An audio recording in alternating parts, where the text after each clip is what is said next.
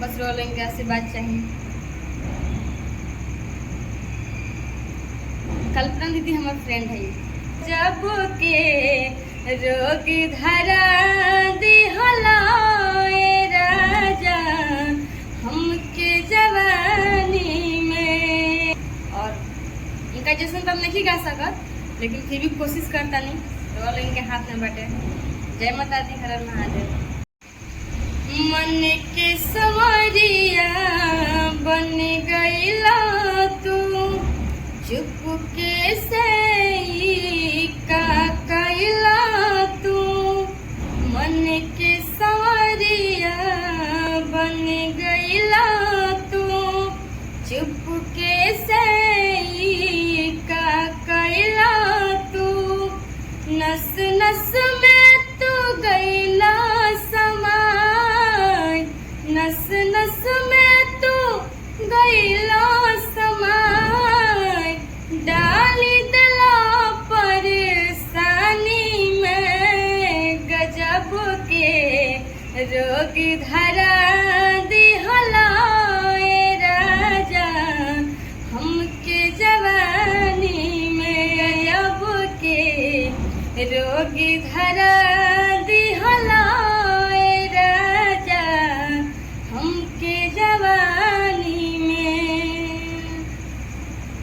पेहिना द हमके अपन नाम के कंगनवा, दुल्हन बना के ले जा अपने अंगनवा। दुल्हन बना के ले जा अपने अंगनवा।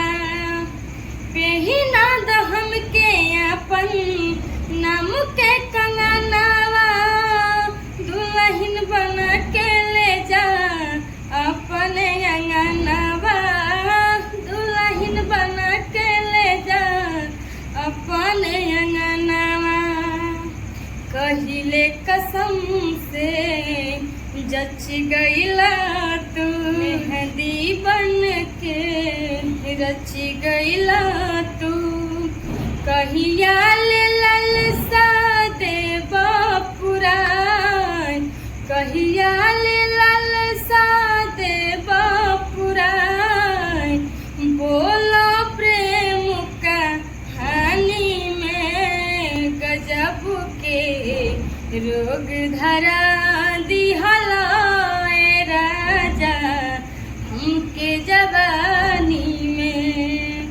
गजब के रोग धरा दिहला राजा हमके जवानी में। नमस्ते प्रणाम। तो हम हीरोइन गायिका प्रीति यादव, और ये गाना हम गायनी कल्पना दीदी के। गाना है बहुत पुराना, राजा हो गजब के रोग धरा दिहला। बहुत पुराना गाना हटे, तो लोग सुन के अच्छा लागल हुई। लेकिन जौन हम गईनी है तो थोड़ा बहुत भले ही गलती भइल होती, तो वो लोग माफ़ करते हैं। लेकिन ये गाना को पूरा सुने में अगर अच्छा लगी तो एगो लाइक कमेंट शेयर जरूर कर दे हम, और अपन आशीर्वाद दे हम।